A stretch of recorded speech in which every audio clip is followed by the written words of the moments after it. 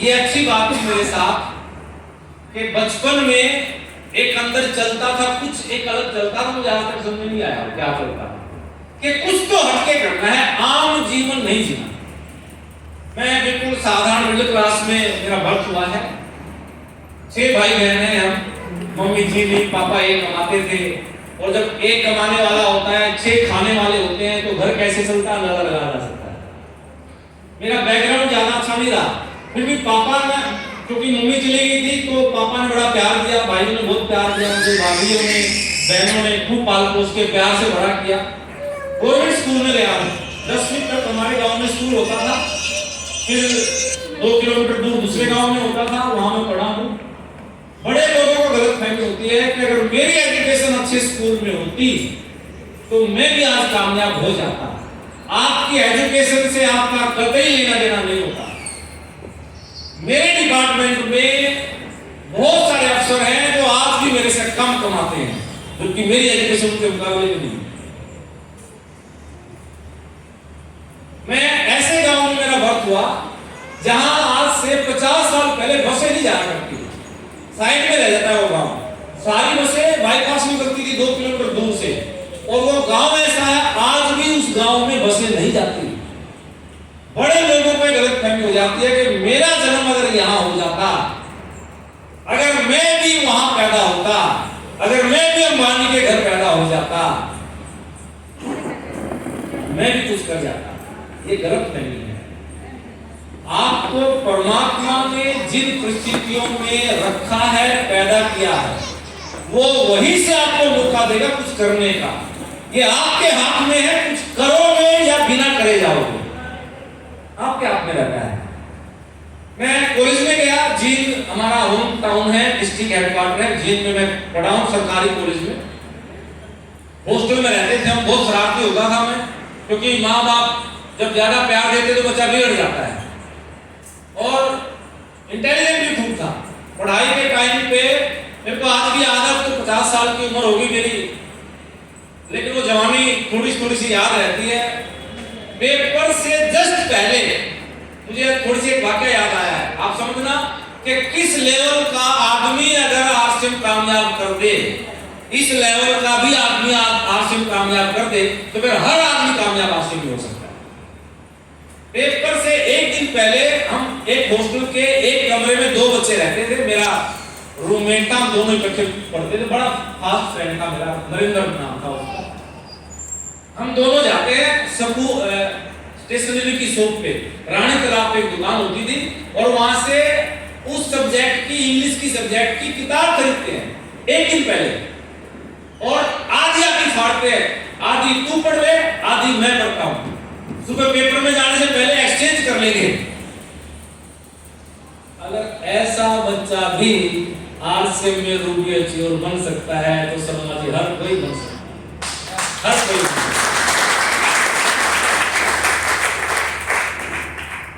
पापा पैसे देते थे ट्यूशन के, कंप्यूटर साइंस थी मेरे पास, पहला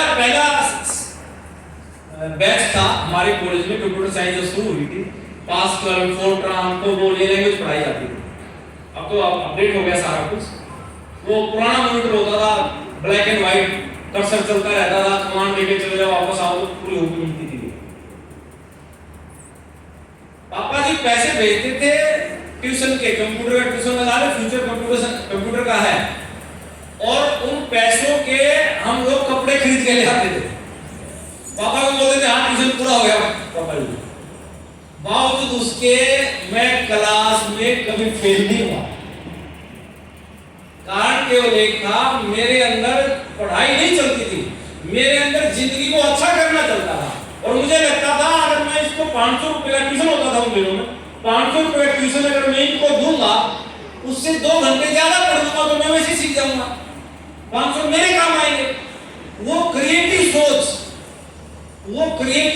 अगर आपके अंदर है तो आप दलदल में भी रास्ते बना लोगे, रेगिस्तान में भी महल बना लोगे, आप समुद्र में भी सूरज बना लोगे।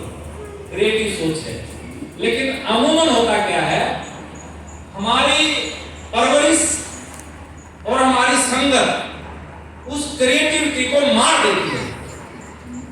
जो हम सोचते हैं वो कभी बन नहीं पाते। मिडिल क्लास फैमिली कभी भी वहां नहीं जाती जहां वो सोचती है, बल्कि वहां पहुंचते हैं वो लोग जहां परिस्थितियां उन्हें ले जाती हैं। वो हवाले कर देते हैं अपने आप को परिस्थितियों को, कभी बदल नहीं पाए परिस्थितियों को, लड़ते रहते हैं सारी उम्र, दो चार ऊपर नीचे हाथ चलते रहते हैं आप पे, और संघर्ष का दौर लंबा होता रहता है। एट लास्ट जब ऊपर जाने का समय आता है तो फिर वो यूं कि यूं बच्चों के ऊपर थोप के हम लोग चले जाते हैं, बेटा मैंने तो जो करना था वो किया, अब तेरा जमाना है तू कर। जब तेरा जमाना था तब तूने तुमसे तीर चलाए, भूल जाते हैं। इसी कसमकस में, इसी क्रिएटिव सोच में आरसीएम मेरे जीवन में आया। थोड़ी सी बात करूंगा फिर मैं आरसीएम के बारे में बताऊंगा। गांव में ताश खेलते थे हम सारा दिन। स्कूल से ग्रेजुएशन कंप्लीट हो गई थी, मेडिकल में मैं कोर्स में चला गया था, कोर्स खत्म हो गया था। पापा का काम था ज्वेलरी का, मैंने संभाल लिया। 8 साल मैंने ज्वेलरी का काम किया और उसमें भी परफेक्ट रहा मैं। तो ज्वेलरी में ऐसी बनाता था कोई डिजाइन में दूसरा बना नहीं सकता था, ऐसी क्रिएटिव सोच रहती थी। इतने कम वजन में कोई दूसरा सोच भी नहीं सकता था, मैं उसे डिजाइन तैयार कर देता बहुत हल्के वजन में। और जब टाइम मिलता था सारा दिन ताश खेलते थे। जो लगे पानीपत रहने लगे, बाकी एक बड़े भैया ने शिफ्ट कर लिया था पानीपत, तो उनके साथ ही मैं रहने लगा पानीपत में। और गांव में जो ताश खेलते थे, एक दोस्त मेरे पास आता है आरसीएम का जिक्र करने के लिए। आरसीएम, मैंने बोला हाँ चलो ठीक है, मैं अगले महीने देखता हूँ। इस बार तो सैलरी खत्म हो गई और मुझे आज भी याद है मेरी पहली सैलरी आई थी 6250, 6250 रुपीज। 500 रुपए जीपीएस करता था उसमें, 50 रुपए जीआईएस के करते थे। तो वो कट पिट के मेरे पास वो लगभग 55-5700 रुपए आते थे। और 55-5700 में यूं भैया को दे देता था, वो रेंट देना है, ये करना है, वो करना है, और ठन गोपाल वो दोस्त आया आरसीएम करना है, और मैंने उसको बड़ी मीठी सी गोली दे दी। आपने भी दी है, बहुत लोगों को दी है, आपकी हंसी बता दी है। एक बार नहीं कई बार दी है। कितने लोग पहली बार आए यार, ईमानदार से मैं आपसे मिलना चाहता हूँ, ईमानदार से। अरे बहुत बढ़िया, थैंक यू। आप कौन सी क्लास में पढ़ रहे बेटा? कॉलेज? आप भी? अच्छा बैठे, गोलियां देते ना कॉलेज वाले, मैंने भी दी। अगले महीने फिर आ गया तनख्वाह के टाइम पे, मैंने फिर गोली दे दी, और वो गोली खिलाने का सिलसिला 6 महीने चला। कितने दिन? लगातार 6 महीने मैंने उसको मीठी मीठी गोलियां दी। एट लास्ट मेरी गोलियां खत्म हो गई। बेशर्मी की हद होती है ना, मैं तो बेशर्म था, 6 महीने गोलियां दी, लेकिन वो मेरे से बड़ा बेशर्म था। और कितनी खिलाएगा, पीछा तो छोड़ूंगा नहीं। एट लास्ट मेरी गोलियां खत्म हो गई और वो मेरे को आके बोलता है, सोनी आज पानीपत में एक मीटिंग है। बीच में कर सकते हैं। मेरे को लगा काम चल गया, अब आरसीएम का जिक्र निकलेगा, मीटिंग में जाके पीछा छूट जाएगा बस। मैंने बोला कहाँ है मीटिंग? बोला ये जहाँ तू रहता है ना उसके 4 कदम पे कवर कॉम्प्लेक्स है, उसमें मीटिंग है। मैं कितने बजे? 11 बजे। हाँ मैं चला जाऊंगा। बोला नहीं चला नहीं जाएगा, मैं आ रहा हूँ तेरे को लेने के लिए। तो उस दिन मुझे एहसास हुआ भूत नाम की कोई चीज होती है। भूत देखा हो ना देखा हो, लेकिन वो भूत जैसा नजर आने लगा जो उतर ही नहीं रहा था। और आज भी कुछ लोगों को भूत चिपटे हुए हैं, कुछ तो भूतनियां चिपटी हुई है। आखिर कितना मना करेंगे? 1 बार 2 बार 4 बार, लेकिन उतरने का नाम ही नहीं ले रहा, चिपट ही गया। वो भूत मेरे को चिपट गया और मेरे को मीटिंग में जाना पड़ा, जाना नहीं चाहता था, मैं मीटिंग में चला गया। 20 लोग बैठे थे उसमें, उन 20 लोगों में 10 रुपए की बाहर टिकट थी, और वो ये जानता था अगर मैंने इसको टिकट का बोला ही उल्टा भाग जाएगा। मेरे को पता ही नहीं चलने दिया, 10 की टिकट चुपचाप यूं करके और अंदर बैठा दिया मेरे, बस बैठ। और मैं बीच में बैठा हूँ 20 लोगों को, मुझे नजारा आज भी याद आ रहा है। 4-5 लाइन थी, 5-5 लोगों की 4-5 लाइन थी। बीच में मेरा नंबर आया, मैं बैठा और कोई भी आए बजाओ ताली। एक आया सुटिट बुटिट कार्टून, बजाओ ताली जोर जोर से, और लोग तालियां बजा रहे हैं। मैं वहां पे हाथ रख के बैठा, ये पागल है क्या सारे? थोड़ी सी देर के बाद नया कार्टून आया, बजाओ ताली। लास्ट में वो देवेंद्र जी आए, बड़े कार्टून, बजाओ ताली। और एट लास्ट फिर सबसे बड़ा कार्टून आया। आज कौन आया? लेकिन जब वो सबसे बड़ा कार्टून आया ना, मेरी ताली कब बजी मुझे पता ही नहीं चला। उसने बोला मेरा नाम राम कुमार कौशिक है, भैंसों का व्यापार करता हूं, 2 लाख का घाटा खाया मैंने व्यापार में, और मैं आरसीएम का रॉयल्टी चोर हूं। 22,000 रुपये महीना आता मेरे पास से, और 10वीं पास हूं। मैं बैठा बैठा सोच रहा, यार मामला काम तो ठीक है, उसके 22,000 मेरे कर नहीं गए। मेरे को एक चीज ने मोटिवेट कर दिया बस, यार सोनी ये 10वीं पास व्यक्ति है और इतना अच्छा बोल रहा स्टेज पे, तू बोलेगा तू तो कमाल कर देगा, इससे तो अच्छा बोलेगा। और जो भी बैठा था सारे ताली बजा रहे, ये माइक तेरे हाथ में आ जाए तो लोग ताली बजाएंगे। इसी बात में मेरे को ज्वाइन करा।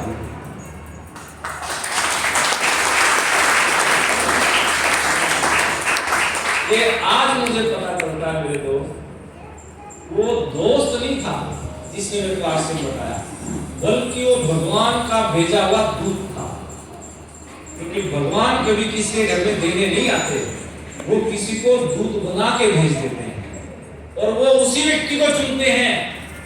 जैसे उसने उसी दोस्त को चुना, ऊपर वाला उस परफेक्ट मैच मिलाता है। अगर बीवी ज्यादा झगड़े करती है ना, परफेक्ट मैच वही है, नहीं तो ये आइटम को संभाल कौन सकता। हम सोच नहीं पाते वैसे। अगर हस्बैंड ज्यादा डांटता है ना, तो आप काबू में उसी के रह सकते थे, दूसरी को जीने नहीं देते आप। ये भी सच्चाई है। वो परफेक्ट मैच मिलाता है। उसने उसी दोस्त को चुना जो मेरे से बड़ा बेशर्म था। वो जानता था ये सबको बहका सकता है, लेकिन ये नहीं मानेगा जिसको ज्वाइन करवाएगा। वो मेरे को देना चाह रहा था ऊपर वाला, इसलिए मेरे को मीटिंग में बुलाया। और जब मीटिंग में बुलाया तो उसी लीडर की मीटिंग में बुलाया जिसकी बात मेरे को समझ में आ जाए। आज आप यहाँ अपनी मर्जी से नहीं आए, गलत फहमी है। आपको कोई दोस्त 50 फोन करके नहीं लाया, आपको किसी आपकी देवरानी भाभी जिठानी ने नहीं बुलाया, वो बुला के लाया। और जब उसकी चलती है मेरे दोस्त, फिर हमारी चलती नहीं है। और मैं तो ये कहता हूं, अपनी चलाना छोड़ दो, उसकी हाँ में हाँ मिला लो, जिंदगी कुछ और हो जाए। तेरी रजा में राजी है, कि बोल के देखो, तेरी रजा में राजी। एक बार तो बोलना कभी जीवन में, जब आपको लगे ना कि गलत हो गया कुछ, जब आपको लगे कि परेशान हो गया ज्यादा, उस वक्त बोलना एक डायलॉग, तेरी रजा में राजी, तू जैसे रखे मैं तू मेरा हमेशा भला सोचता है, इसमें मेरा कुछ न कुछ भला होगा। और आज मुझे पता चलता है कि अगर उस दिन मैं आरसीएम में नहीं होता तो मैं यहाँ खड़ा होकर बोल नहीं रहा। अगर उस दिन मेरा वो दोस्त मुझे जबरदस्ती आरसीएम में नहीं लेके आता, तो मैं आज भी 50, 1 लाख, 50,000, 1 लाख का नौकर बन के चेयर को रगड़ रहा होता। ये नहीं करना ना। लेकिन शुक्र है ऊपर वाले का कि वो सही टाइम पे मेरे को आरसीएम में ले आया। जो भी की मैंने, आरसीएम भी किया दोनों। ये भी एक मैं मैसेज देता हूं हमेशा, बड़े लोगों को गलतफहमी होती है, मेरे पास वक्त नहीं है, मेरे पास टाइम नहीं बचता, ये फालतू लोगों का काम है। ये फालतू नहीं, बहुत जिम्मेदार लोगों का काम है। हाँ, मेरे पास मेरे बच्चों की जिम्मेदारी थी, मेरे पास मेरे ऑफिस की जिम्मेदारी थी, बावजूद उसके मैंने एक नई जिम्मेदारी हाथ में ली कि मैं ये भी करूंगा, और मैंने इसको किया। आप जिस दिन ये कैपेबिलिटी अपने अंदर डेवलप कर लेते हैं, ये क्वालिटी डेवलप कर लेते हैं कि मैं मैनेज कर लूंगा, उस दिन आप सीढ़ियां, तरक्की की सीढ़ियां चढ़ते चले जाते हैं। लेकिन होता क्या है, जहां हमें एक डेस्टिनेशन कोई भी मिला, हम संतुष्ट हो जाते हैं। And the satisfaction is the paralysis. जहां आप संतुष्ट हो गए, वहां आपको लगता लग गया, उसके बाद तरक्की को भूल जाओ। 50,000 ही बोल रहे हैं। आप वहां ये मान लेते हैं बस इसके लिए मैं पैदा हुआ तो मैंने कर लिया। एक डॉक्टर जब बनता है ना 5 साल का एमबीबीएस करने के बाद, उन माँ बाप से पूछना कितनी बड़ी उम्मीदें होती हैं उनसे। एक इंजीनियर जब बनता है, चार्टेड जब बनता है, उल्टे पढ़ पढ़ के वो बच्चा पढ़ाई करता, पढ़े रहते उल्टे मुद्दे सीधे सारा दिन पढ़ाई पढ़ाई पढ़ाई।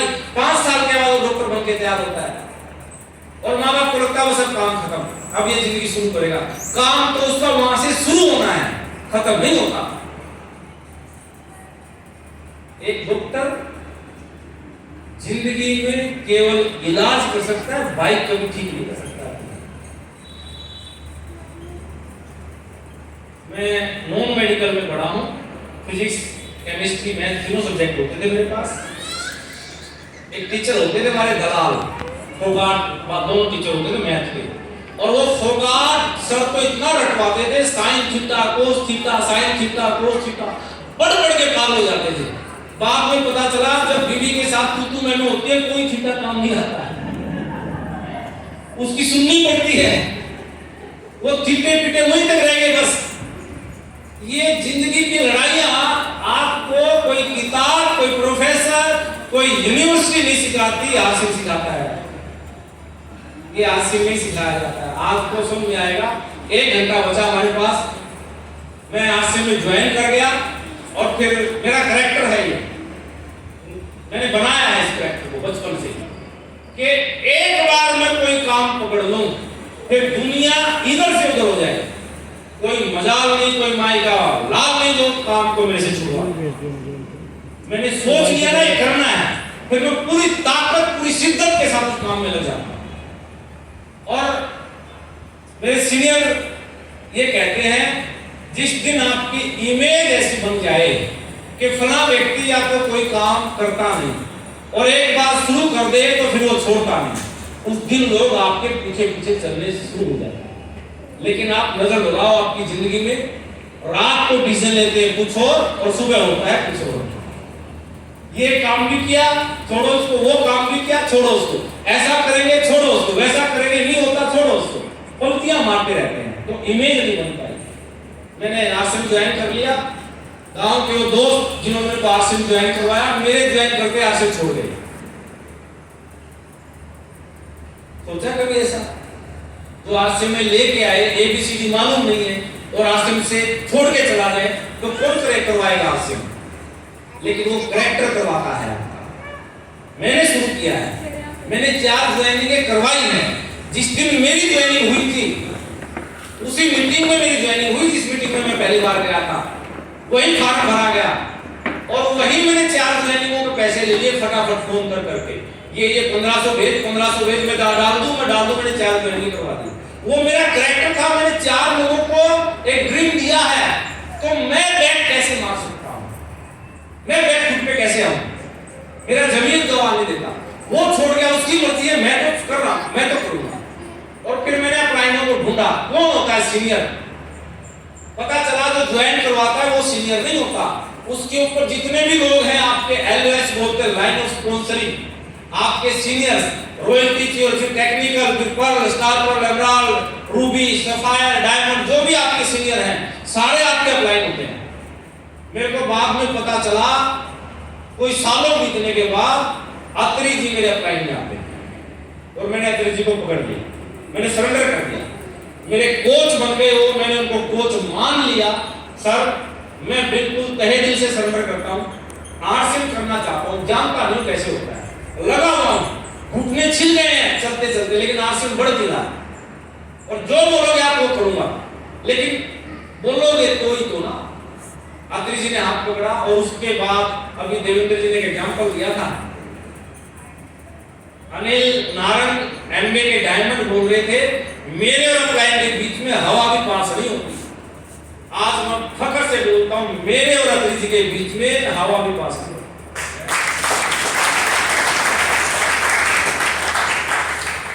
बाद में पता चला सुरेंद्र वत्स मेरे गांव से हैं, वो भी आश्रम करते हैं। मैं उनके पास गया, घर में आप तो भाई है, आप तो भाई हो, गांव के हो? हाँ बोला बिल्कुल गांव के हैं। मैंने भी आश्रम कर लिया। प्यार से, जैसे वो सुरेंद्र वत्स जी का नेचर है, प्यार से मुस्कुरा के बहुत सही टाइम पे ज्वाइन किया है सोनी। पैसे कमाने का टाइम है। उनका पैसे तो नहीं आ रहे, तब तो मैं 2 साल से रहा हूं, पैसे तो नहीं आ रहे, इसीलिए आपके पास आया हूं। बोले कोई बात नहीं, कितना बजे जाता है? मगर सर कभी 40,000 हो जाता है, कभी 36,000 रह जाता है, और 2 साल से यही घूम रहा है। तो ऐसे नहीं डायमंड बनेगा। उन्होंने प्यार से बोला, सोनू जी, जिस व्यक्ति ने दोनों रैंकों में अपने दम पे 40,000 बिजनेस किया है, वो पक्का रॉयल्टी चोर बना, मेरा हौसला बढ़ेगा, तो फिर मैं भी रॉयल्टी चोर बनूंगा, बिल्कुल पक्का बनूंगा। वो करना क्या पड़ेगा, एक काम करो, पानीपत में मैं 11 अगस्त की मीटिंग थी, आई थी 11 अगस्त, पूरा मुझे याद नहीं है, पुरानी बात है। कौन सकाई लाल वेन्यू था पानीपत के अंदर, कि मेरी मीटिंग है और उसमें कुछ भी करो आप, 50 लोगों को लेके आओ। बोला सर डन, 50 लोगों को ले आओ। पानीपत में मैं जाता था, मेरी जॉब बड़ौदा में थी, पानीपत रोड धर्मशाला में मैं रहता था, वहीं बिजनेस करता था। मैंने सुबह सुबह ऑटो, जैसे चौक पे ऑटो खड़ा होता ना, तो यही खड़ा रहे, दिखेगा नहीं, और जो भी मिला उन्हें फिल्म देखी है, मैं दिखाऊंगा, बैठ ऑटो में। और ऐसे कर करके मैंने 10-10 लोगों के 5 ऑटो भरे, ईमानदार से बता रहा हूं, 5 ऑटो मैंने भरे और सबका किराया मैंने दिया, और मैं मीटिंग में लेके चला। उन दिनों में 30 रुपए की टिकट होगी, पहले 10 की थी, फिर उन दिनों में 30 की टिकट होगी। तो मैंने 1500 रुपए दिए और उनको बिठाया हमने, और मैंने बोला जाना नहीं है, इतनी बढ़िया फिल्म है, आज तक देखी नहीं होगी। और ये मेरी आदत थी, शुरू से आदत थी, मैं टीम को लेके आगे बैठा था, कभी मैं पीछे नहीं बैठा। मुझे आगे जगह नहीं मिली, स्टेज पे बैठा था, लेकिन आगे बैठा था, और खचा खचौर भरा हुआ था, पैर रखने की जगह नहीं, तो बाहर निकल के जाने का मतलब ही नहीं होता। सारे बिहारी जैसे लोग थे लेवल क्लास के, सबको मजा आने लगा। वो ब्राजील जो बज रहा था ना, वो पहली बार उन दिनों में पहली बार ब्राजील बजा था। क्या ब्राजील बज रहा है, ढोल, सारे ताली मार रहे हैं, कब बीत गए 2.5 घंटे पता ही नहीं चला। मैंने सबको रोका, मगर 1 मिनट खड़े रहो, मैं उस हीरो को उड़ा के ला रहा हूँ जो आज का फिल्म जिन्होंने दिखाई थी। अब गांव से वक्त साहब ने जबरदस्ती हाथ पकड़ा, लोग गिर के खड़े थे, मैं नीचे लेके गया, सर 1 2 3 4 22 23 48 49 50, आपने 50 बोला था, पूरे 50। प्यार से कंधे पे हाथ रख के खड़े हो गए वक्त साहब, और सब किधर मुंह करके बोलते हैं, गोलदार ऐसा बना के कि सोनी जी बहुत अच्छा इस बिजनेस को कर रहे हैं, इनके बड़े ड्रीम हैं, आप भी इनके साथ बिजनेस करते रहिए, आप भी कामयाब हो जाएंगे। और चले गए। दिल तो ऐसा किया कि 10-20 तो गाड़ी अभी निकाल दो, कि मैंने कितना खर्चा किया, 50 लोगों को मैं लेके आया, और मैं यूं लेके आया कि मेरा बिजनेस बढ़ेगा, आप बताओगे कि कुछ तो करोगे। और मैं मायूस सा होके सब लोगों को विदा करके जाओ, अपना अपना पढ़ के जाओ वापस। और मैं जब क्लोजिंग हुई ना, उस महीने की क्लोजिंग, आज भी मुझे कुछ फील किया, वो मैं आज भी जब उन बात को याद करता हूँ, फीलिंग गजब की फीलिंग। पहली बार 2 साल के बाद मेरा बिजनेस क्लोज हुआ 1,04,711 पीवी, पहली बार 2 साल के। अगर आपका वॉल्यूम नहीं बढ़ रहा, आयुष मत होना, लगे रहना, नए नए तरीके खोजते रहना। वो 1,01,15 भी नहीं हुआ, लेकिन 1,00,000 क्रॉस करने की फीलिंग क्या थी वो मैं जानता हूं बस। और जैसे 1,04,000 दिखता है मुझे, मैं बोलूंगा अरे वाह क्या बात है, 1,00,000 से ऊपर मुझे चला गया, इसका मतलब लखपति तो बन ही गया, करोड़पति बन जाएगा। चेक कितना मायने नहीं करता, चेक को अपन कमाई लेंगे, जब लगे मुझे चेक की क्या बात ना आए, लेकिन बिजनेस तो 1,00,000 क्रॉस हो गया। तब मुझे पता चला अपलाइन का रोल क्या होता है। कहां तो मेरे को ये मन कर रहा था कि गालियां निकाल लूं, और फिर एहसास हुआ वो 50 लोग आ गए थे मीटिंग में, उनकी वजह से 1,00,000 हुआ था। और उसके बाद मैं गेम समझ गया, लोगों को मीटिंग में ले आओ, बिजनेस बढ़ जाएगा। आपको आज जबरदस्ती बुलाया गया है, आए नहीं हुआ, कुछ तो आते हैं, कुछ पधरवाए जाते हैं, तो कुछ लोगों को आज पधरवाया गया है। अगर जिंदगी का गेम बदलना है, अब कुछ लोगों को आप पधरवाना चालू करो। अगली जो भी यहाँ मीटिंग हो, अगर अकेले आए तो पाप लगेगा। किसी न किसी को साथ लेके आओ। और अगर आज तक आरसीएम में नहीं आया तो ये मान लेना उसकी रजा में कुछ न कुछ गड़बड़ हो। आप प्राचीन आपकी भक्ति में, आपके भाव में, आपकी लुकमान जी क्या बोलते हैं, इबादत में कुछ कमी रही है, कुछ तो कमी रही है। अगर आज भी आरसीएम में नहीं आ रहा है, बहुत बड़ी गलती कर रहे हैं आप। अगर आरसीएम अभी भी समझ में नहीं आ रहा है, या दिमाग नहीं लग रहा, दिल नहीं लग रहा आरसीएम में। मैं इसलिए आरसीएम में पागल हो गया, जैसे जैसे मैं आगे चलता गया इनकम बढ़ती चली गई। कब रॉयल्टी, कब लीडरशिप, कब टेक्निकल बना पता ही नहीं चला मुझे। बस मजा आने लगा इस काम में, जुनून पैदा हो गया। दिन रात आरसीएम मारसीएम मारसीएम मारसीएम, पीछे मुड़ के कभी नहीं गया, कभी नहीं गया पीछे मुड़ के। और आज मुझे एहसास होता है वो जुनून मेरे अंदर पैदा हुआ था, उस जुनून ने मेरे को रूबी बना दिया। और अगर आज मैं यहां से घर भी ठीक ठाक ना पहुंचा, क्या पता ऊपर वाला कब आई लव यू बोल दे, उसका तो भरोसा नहीं कह सकते। तो बोलते ना रोज अल्लाह को याद करते हो मियां, किसी दिन अल्लाह ने याद कर लिया तो क्या पता। हम तो उसको बोलते ही नहीं तेरा शुक्र है, कभी वो भी बोलते आजा फिर। और मैं घर नहीं पहुंचा, मेरा बेटा रूबी अचीवर है कल से।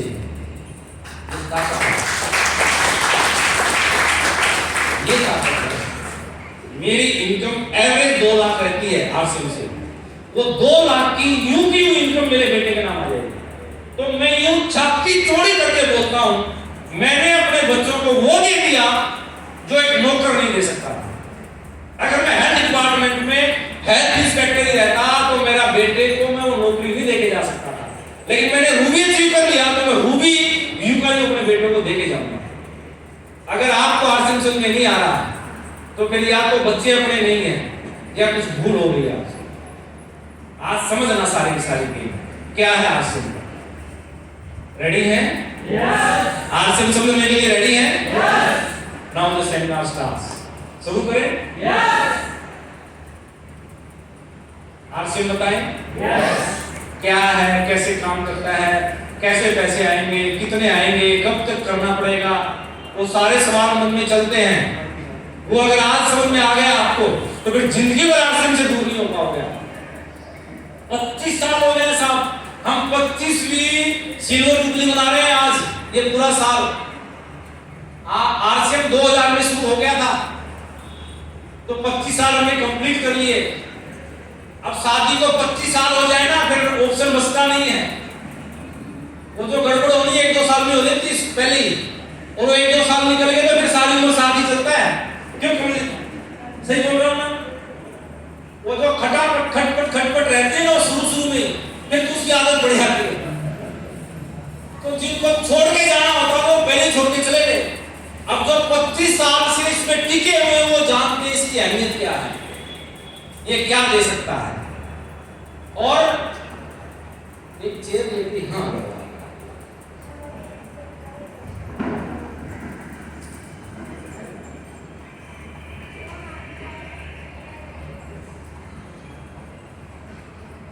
ये फोटो एक आपके सामने दिख रहा है। हम लोग 1 घंटा और बात करेंगे, ज्यादा गौर नहीं करूंगा। आपको मजा आ रहा है कि बोर हो रहे हैं? मजा आ रहा है? फिर शाम के 4 बजे तक चलेगा। आने में 2 घंटे और बढ़ा सकते, 6 बजे चल रहे। 150 किलोमीटर दूर से आया हूं तो इतना तो बनता ही है, चलेगा ना? आपको तो चल जाएगा, बाकी का क्या होगा जनाब?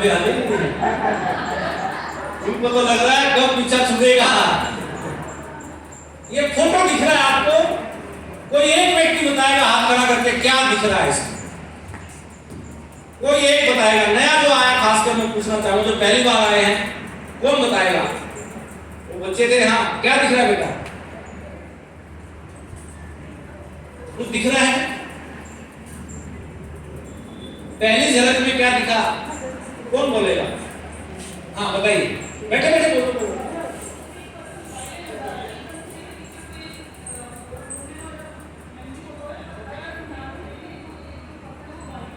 एक पर्सन वायलिन बजा रहा है, गिटार बजा रहा है, और कौन बताएगा? और क्या क्या दिखा इसमें? यस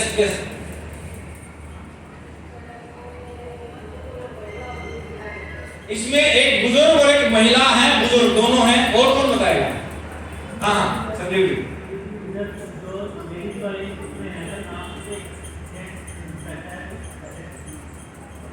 हाँ एक जेंट्स बैठा है, उसने हेड को हाथ लगा रखा है, और किसको क्या दिखा? कौन बताएगा क्या दिख रहा है इस फोटो में? जेंट्स के कान में भी एक लेडीज बैठी है। यस, और कौन बताएगा? और क्या दिखा? क्या दिखा चावल मिया? क्या दिखा इसमें हर्षित मिया? हाँ लेडी के कान में एक बोतल लटकी हुई है, ईयरिंग नहीं है, बोतल है वो दारू की। अच्छा बियर की तो भी है, मतलब बोतल जैसा कुछ तो भी है। हाँ और किसको क्या दिखा? जवानी और बुढ़ापा दिख रहा है। जवानी और बुढ़ापा दिख रहा है। यस, और देखिए क्या क्या दिख रहा है? एक दूसरे के प्रति समर्पण दिख रहा है। यस,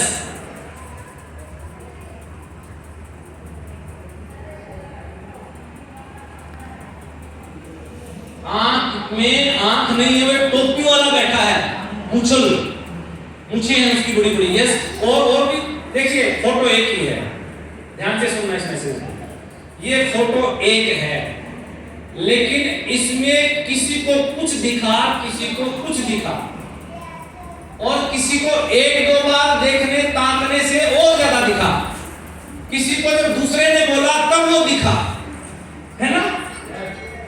आरसीएम सेम ऐसा ही है, पहली बार नहीं दिखता। इसमें पहली बार आपको सारी चीजें नहीं दिखेंगी क्या है इसके अंदर। कुछ लोग इसमें पैसा देखेंगे केवल, कुछ लोग इसको मेंबर बनाने वाला देखेंगे, कुछ लोग इसमें जुड़ने जोड़ने वाला काम ढूंढेंगे, कुछ लोग इसमें प्रोडक्ट देखेंगे, हेल्थ देखेंगे, कुछ लोग इसमें घूमना फिरना देखेंगे। और एक दो साथी का जवाब आया था, इसमें भाव थे, भाव, समर्पण के भाव, जवानी और बुढ़ापे और बुजुर्ग, वो भाव दिखेंगे आरसीएम के अंदर। कि अगर आपकी वजह से आपने जिसको कोई आरसीएम का गामा ओरिजिनल दे दिया, न्यूट्रीचार्ज दे दिया, और वो अच्छा होके स्टेज पे आपका नाम ले दे, उस भाव की कीमत नहीं लगा सकते आप, उसको वो भी दिखेंगे।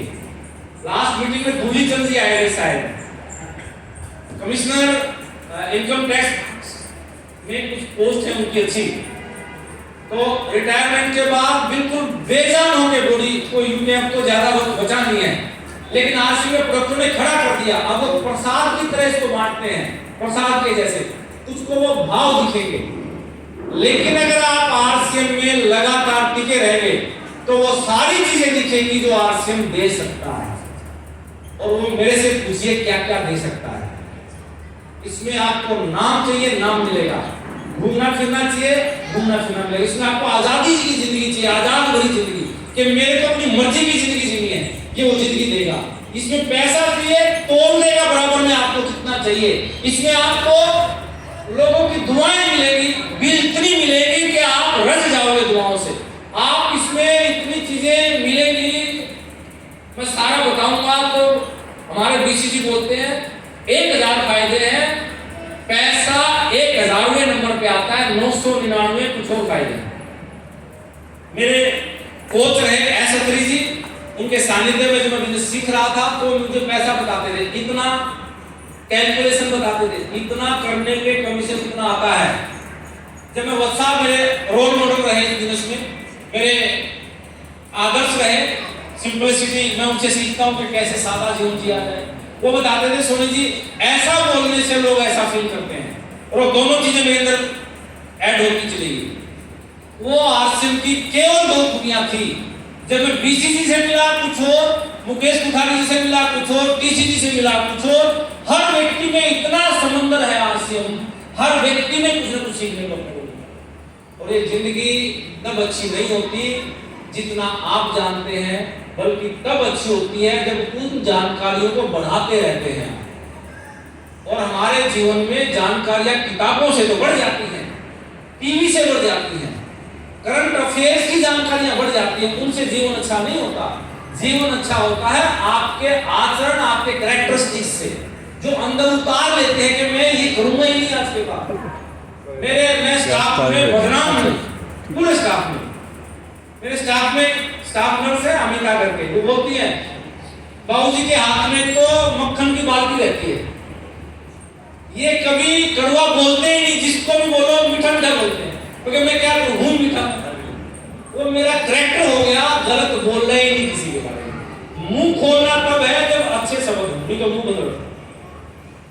ये सीखा जाता है और ये आश्रम सिखाता है। मैं थोड़ा सा आगे चलता हूं। आश्रम के इस साल के सबसे बड़े दो मुद्दे हैं हमारे। पहला है हेल्थ और दूसरा है ग्रोथ। हम चाहते हैं हिंदुस्तान का हर व्यक्ति स्वस्थ हो जाए, स्वस्थ हो जाए, उसको जीवन में कोई परेशानी ना रहे और बीमार ना पड़े। अगर आप बीमार हैं, एक दिन का बुखार आ जाए, कितना भी अच्छा खाना रखा हो तो खाना स्वादिष्ट लगता है। खाना भी तभी स्वादिष्ट लगता है जब आप स्वस्थ होते हैं। तो आप हेल्थ के बारे में थोड़ा सा बताता हूं। Number of hospitals are increasing day by day. आप सहमत हैं इस बात से? दिन पर दिन हॉस्पिटल बढ़ते जा रहे हैं, नए नए हॉस्पिटल खुल रहे हैं, डे बाय डे ये डॉक्टर बढ़ते जा रहे हैं, दिन पर दिन नए नए बैच निकलते हैं, एमडी एमएस, नए नए डॉक्टर बढ़ रहे हैं, घट रहे हैं, बढ़ रहे हैं। डे बाय डे मेडिसिन बढ़ रही है, नई नई दवाइयां आ रही है, एक से स्ट्रॉन्ग एंटीबायोटिक। पहले आज डॉक्टर बड़े हैं, डॉक्टर प्रोफेसर से बहुत लोग आए स्टेज पर, मैडम भी आई हैं और पीछे और भी हाँ यस यस। तो मेडिसिन कभी एक एंटीबायोटिक होती थी, कोट्रिमोक्साजोल, आज पता नहीं कितनी एंटीबायोटिक है। डे बाय डे बढ़ रही है। अगर ये सारी चीजें बढ़ रही हैं, अगर ये सारी चीजें बढ़ रही हैं, बीमारियां बढ़ रही हैं, घट रही हैं, जबकि डॉक्टर बढ़ रहे हैं, हॉस्पिटल बढ़ रहे हैं, दवाइयां बढ़ रही हैं, तो बीमारियां कम होनी चाहिए। हो क्या रहा है? उल्टा हो रहा है, बीमारियां बढ़ रही हैं। इसका मतलब दवाइयों से, डॉक्टरों से, हॉस्पिटलों से बीमारियों का लेना देना नहीं है, वो रोकथाम है। बीमारी आती है गलत खान पान से। अगर आपका खान पान ठीक नहीं है, आपके विचार नेगेटिव हैं, आपका लाइफस्टाइल लेजी वाला है, तो बीमारी आएगी। और जब आएगी तो फिर उसकी रोकथाम के लिए डॉक्टर होते हैं, बीमारी खत्म करने के लिए। आप एक बार बुखार आया तो ये गारंटी नहीं है कि दोबारा जिंदगी में आएगा ही नहीं, कितनी भी दवाई लो फिर आ सकता है। तो इसका मतलब ये है, आपकी बीमारियों से मेडिकल का कतई लेना देना नहीं है, खान पान से है। आज से इस दिशा में बहुत बड़ा काम करता है। अगर आपका खान पान ठीक हो जाए तो बीमारियां रुक सकती हैं। हमारा एक ऑयल आता है, कुकिंग ऑयल, इतना लाजवाब है। कुकिंग ऑयल हर घर में यूज होता है हिंदुस्तान में, बिना तेल के। मैं कहता हूँ तेल खाते नहीं है, तेल पीते हैं लोग। समोसा भी खाते हैं, कचौरी भी खाते हैं, रोटी भी चुपड़ते हैं, सब्जी में भी डलता है, हलवा है कि पूरी है कि पकोड़े हैं, जो भी बिना तेल के कुछ बनता ही नहीं है। पराठे हैं कि बिना तेल के बनेगा ही नहीं। और तेल अगर बदल जाए तो बहुत सारी बीमारियों को रोका जा सकता है। ये तेल आता है, क्या क्या खूबियां बताता हूँ। पीजीआई चंडीगढ़ में इसको भेजा था हमने सैंपलिंग के लिए। 3 कुकिंग ऑयल पर रिसर्च किया था, थोड़ा दूर होगा शायद आपको दिखेगा नहीं, बट वहां से रिसर्च ये आई, ये वाला तेल खून से चर्बी की मात्रा कम करता है। और अगर खून में चर्बी कम हो जाएगी तो कोलेस्ट्रॉल नहीं बढ़ेगा, आपका कोलेस्ट्रॉल नहीं बढ़ेगा, ट्राइग्लिसराइड नहीं बढ़ेंगे, तो आपको बीपी नहीं बढ़ेगा, शुगर नहीं बढ़ेगी, हार्ट अटैक की संभावना नहीं होगी आपको। और ये हम लोग इंडिया के हाईएस्ट एक्सपोर्टर हैं। हिंदुस्तान से बहुत बड़ी मात्रा में करीब 20 देशों को हम लोग ये तेल भेजते हैं। इसमें एशिया का टॉप क्वालिटी ब्रांड घोषित किया गया। ये तेल बीपी नहीं बढ़ता, शुगर नहीं बढ़ती और गैस एसिडिटी का दुश्मन है ये तेल। आप केवल 2 चम्मच डालते हैं रोज सब्जी में। मेरे कहने से ये तेल रोज डालो, रोज। और 10 दिन के बाद मुझे फोन करके बता देना मेरी गैस की प्रॉब्लम, एसिडिटी की प्रॉब्लम दूर हुई कि नहीं। कितने लोग हैं जो ये दुआ देते हैं, सोनी साहब वो तेल दे दिया तो जिंदगी संवर गई, नहीं तो जिंदगी बदहाल हो गई। इस एसिडिटी सुबह डेली खाली पेट वाला कैप्सूल ओमिप्राजोल या आजकल ओसिड खाते हैं लोग। कितने सालों से मैं रोज डेली वो कैप्सूल खाता था, मेरा कैप्सूल बंद हो गया केवल इस तेल बदलवाने से। 4 बार अवार्ड मिला, मनमोहन सिंह ने, एपीजे अब्दुल कलाम ने, प्रतिभा पाटिल ने अवार्ड दिया इस तेल को। और यही नहीं, ये तेल इतना बढ़िया है, आज बड़े से बड़ा डॉक्टर चाहे मेदांता हो, सारे प्रूफ आपको दिखाऊंगा अभी मैं, वो सारे इसको रेकमेंड करते हैं। एक और प्रोडक्ट बताता हूं, कहां से बीमारियां आ रही है देखना, ध्यान से देखना। ये कौन सा बिस्किट है साहब? पार्ले जी। खाया है कभी? हमने नहीं खाया, अभी तो बचपन में खाया था, ये हमारे बच्चे खाते हैं, लेकिन कभी इस बिस्किट की हिस्ट्री मालूम नहीं हमें। क्या है ये बिस्किट? खाते तो सभी हैं, थोड़ा सा इसके पीछे क्या लिखा रहता है दिखाता हूं आपको। ये इंग्रेडिएंट है इसके, जो पीछे लिखे रहते हैं ना, वो छुट्टे बारीक होते हैं, कभी पढ़ते नहीं। ये बड़ा करके दिखाया मैंने, एक बार और दबाइए, ये बड़ा करके दिखाया, और ये लाल लाल जो हो गया, कौन सा ऑयल दिख रहा है? Palm oil. हिंदुस्तान में हमारे बुजुर्ग बैठे हैं, बापू जी, आपके पापा जी का कभी बीपी बढ़ा? कभी शुगर हुई? नहीं, उनके पापा यानी आपके दादाजी का कभी बढ़ा? कभी होता ही नहीं था। बीपी शुगर हिंदुस्तान में था ही नहीं, ये तब आए हैं जब से पाम ऑयल आया है। ये पाम ऑयल ही है जड़ बीपी और शुगर की, पाम ऑयल ही है पैरालिसिस और हार्ट अटैक जिनकी वजह से होता है।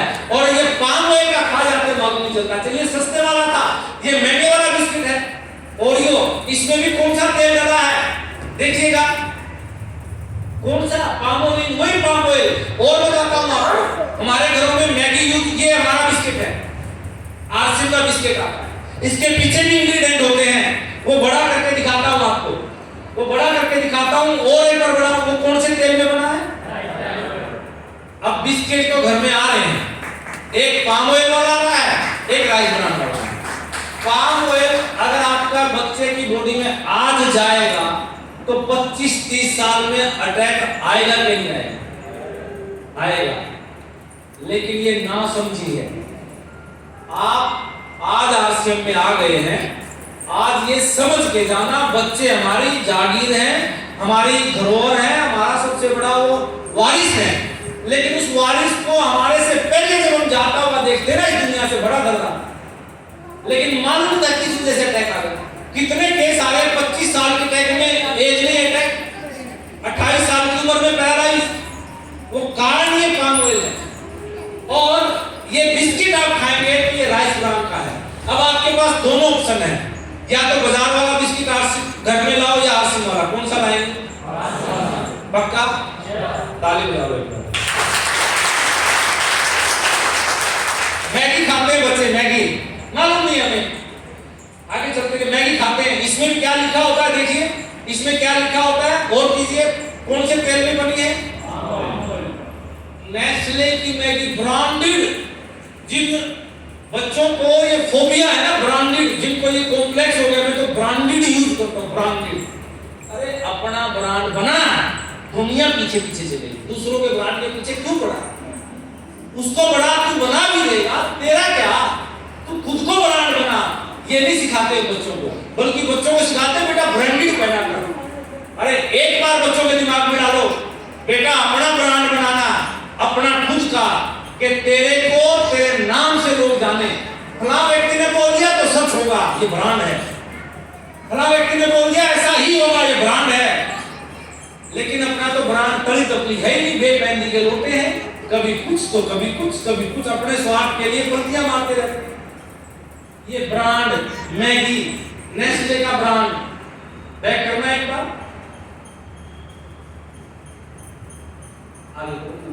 हाँ, ये किस तेल में बनी है साहब? पाम ऑयल में। आरसिम की भी मैगी आती है, आरसिम की मैगी आती है, देखिए किस तेल में बनी है। आगे चलिए, हाँ एक और चलिए, कौन से तेल में बनी है? अब रोज खाते हैं बच्चे, रोज मैगी। कई बच्चे तो ऐसे हैं डेली उनको चाहिए, नहीं तो मौका मिलते ही चाहिए, पैसे लेके जाएंगे मैगी खा के आएंगे, और वो पाम ऑयल उनकी बॉडी में जा रहा है। अब वो पाम ऑयल बॉडी में जाएगा तो अटैक का जन्म होगा कि नहीं होगा? जैसे जवानी में आएगा, अब वो जवानी में बीमारियों का कोलिंदा बन जाएगा। आप रोकोगे, रुकेगा नहीं, समझेगा नहीं, मानेगा नहीं। कहां से दिक्कतें आ रही हैं? बाप परेशान है, मां परेशान, उठाए उठाए घूमते हैं। इन चीजों को सुधार लेते तो फिर वो नौबत नहीं आती। आज के बाद या तो नेस्ले की मैगी खाओ पाम ऑयल में बनी, या आरसीएम की खाओ राइस ब्रांड ऑयल में बनी, कौन सी खाएंगे? बता लो ताली।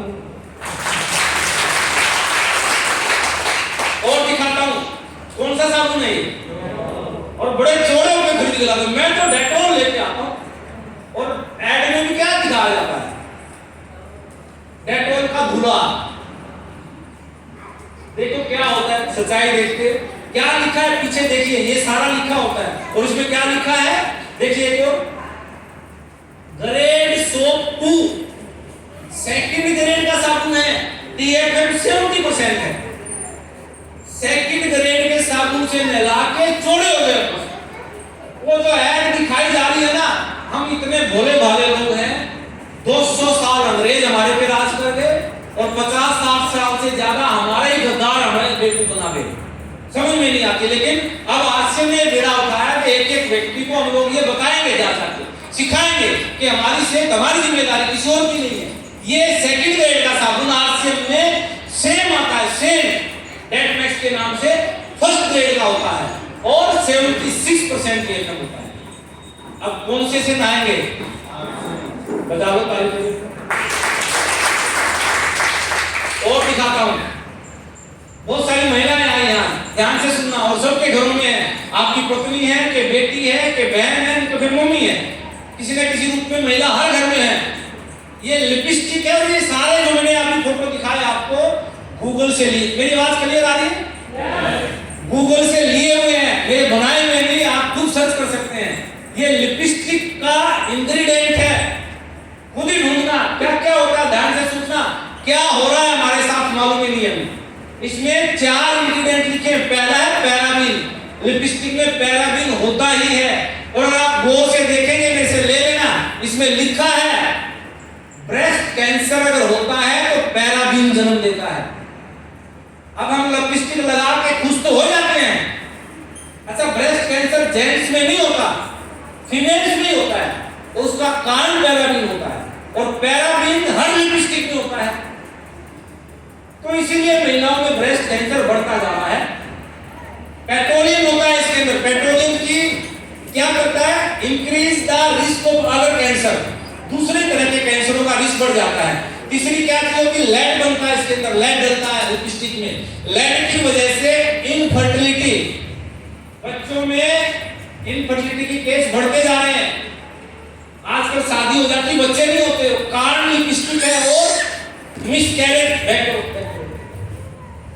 मिसकैरेज होता है, बार-बार मिसकैरेज हो रहा है किसी को, कारण लिपस्टिक है।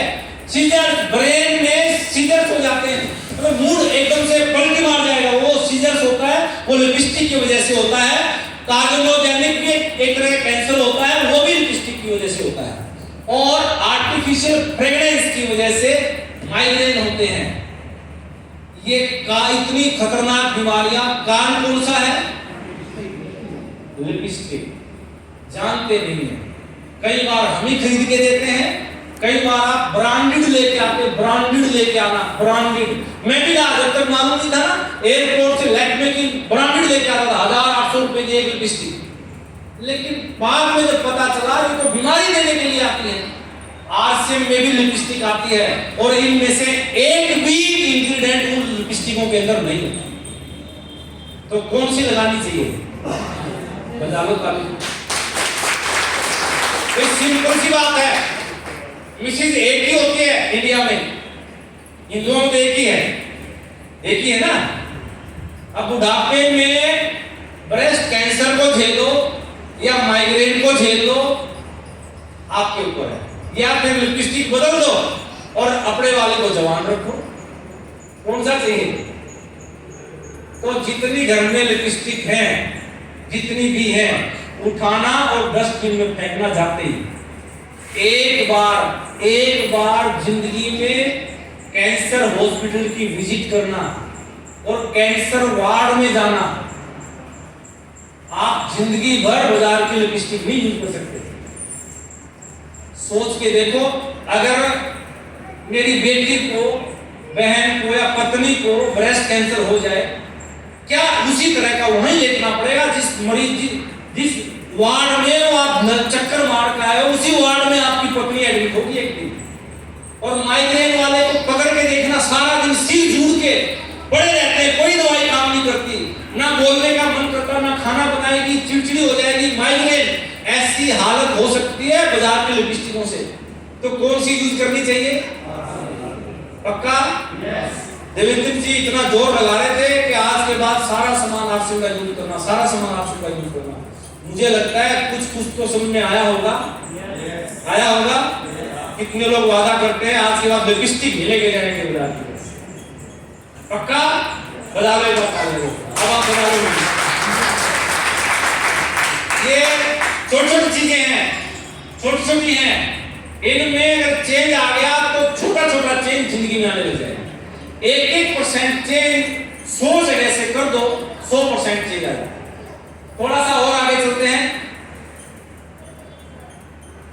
ये हमारे प्रोटीज करके प्रोडक्ट आता, प्रोटीज फूड ऑयल का हाई रिच फाइबर डाइट है। ये हफ्ते में 2 बार सब्जी घर में इसकी बननी ही चाहिए।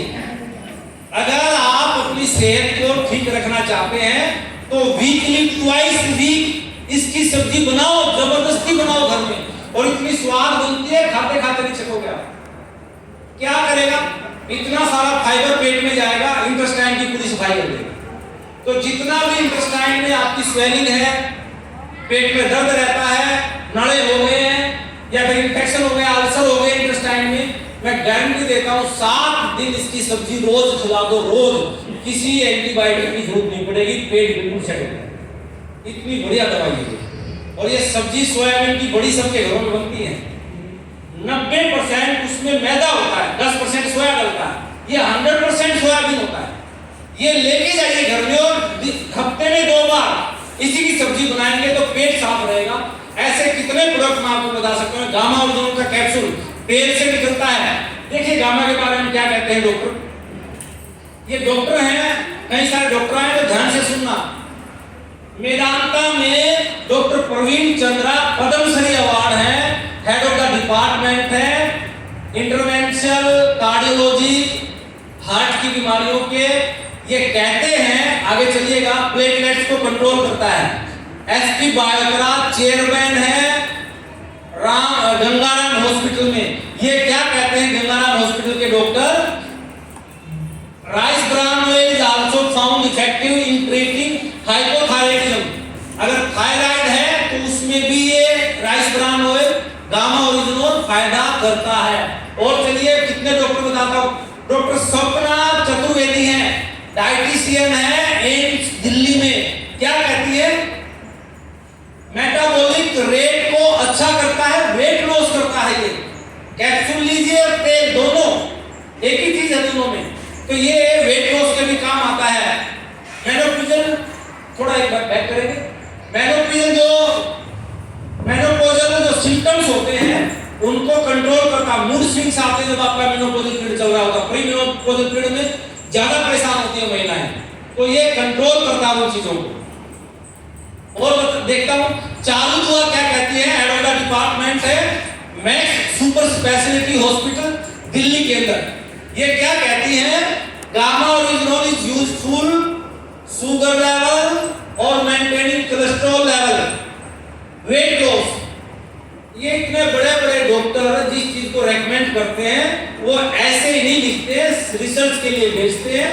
100 लोगों पर ब्लाइंड रिसर्च होती है, तब उसका रिसर्च वो लिख के देते हैं कि ये पाया हमने कि वेट लॉस भी करता है, शुगर लेवल को भी कंट्रोल करता है, और ये मेटाबॉलिक रेट आपकी डाइजेशन को भी बढ़ाता है।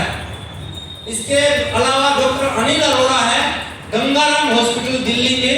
ये क्या कहते हैं सर? ये कहते हैं improve gastric symptoms, gas acidity की जितनी समस्याएं हैं ये कैप्सूल, ये तेल उनको खत्म करता है। अब मेरे भाई या तो घर का वैद्य या फिर इतने बड़े बड़े हॉस्पिटल के डॉक्टर, और घर के वैद्य ने आज तक लोगों को लटका दिया है, ठीक नहीं हुआ कोई। और ये मैं बोलता हूँ इससे बड़ा तो वैद्य नहीं हो सकता। 2 चम्मच बाजार से तेल लेके आ रहे हो, ये ले आओ, इतनी बीमारियों से बचेंगे आप। और ममता नागर बोलती हैं डॉक्टर, फोर्टिस हॉस्पिटल दिल्ली में, नोएडा में, क्या बोलती हैं? Remarkably act anti oxidative, anti inflammatory. अंदर जो सूजन हो जाती है, अंदर के अंगों में जो सूजन हो जाती है उसमें इफेक्टिव होता है। कोविड में बहुत इफेक्टिव रहा था गामा ओरिजिनल, कुछ सीनियर साथियों को मालूम होगा। कारण लंग्स में सूजन आ जाती थी, ये कंट्रोल करता था उसको। और देखिए क्या कहां काम करता है। डॉक्टर नेहा गुप्ता है infectious disease specialist, Medanta hospital में गुरुग्राम में। क्या लिखती है? एंटी इंफ्लेमेटरी और एंटी ऑक्सीडेंट प्रॉपर्टी है राइसग्राम में। और देखिए डॉक्टर संजय अग्रवाल क्या कहते हैं, पुणे के डॉक्टर हैं, using natural antioxidant like gamma original में हेल्प इन बूस्टिंग इम्यूनिटी। आपकी इम्यूनिटी को स्ट्रॉन्ग करता है ये। और एक कैप्सूल या एक तेल अगर इतनी बीमारियों को रोक दे तो फिर वो तेल यूज करोगे या बाजार का जो बीमारियां लेके आ रहा है वो तेल यूज करोगे? आरसी का यूज करेंगे? ये कैप्सूल रोज लीजिए, मैं भी रोज लेता हूं। 40 साल के बाद कंपलसरी है, ले लीजिए। सुपर एंटीऑक्सीडेंट है, नहीं मिल रहे आजकल बॉडी को, खाने में नहीं आ रहे एंटीऑक्सीडेंट, तो ये ऊपर से ले लीजिए, हेल्दी रहेंगे हम लोग। तो थोड़ा सा आगे चलते हैं। ये इसके रेट है, अगर आप अमेज़न पे परचेज करते हैं तो लगभग 4700 रुपए का आता है, लेकिन आरसी में केवल 510 रुपए का आता है ये कैप्सूल। इस रेट में अवेलेबल है। जिन लोगों पे गलत फहमी होती है ना आरसी का सामान महंगा है, वो गलत फहमी ही है, हकीकत नहीं है। आप समझना, थोड़ी सी मैं बताऊंगा। ये और कुछ रेट देखिए आप, टाटा का भी 30 रुपए किलो आता है नमक, आरसी में तो 20 रुपए किलो।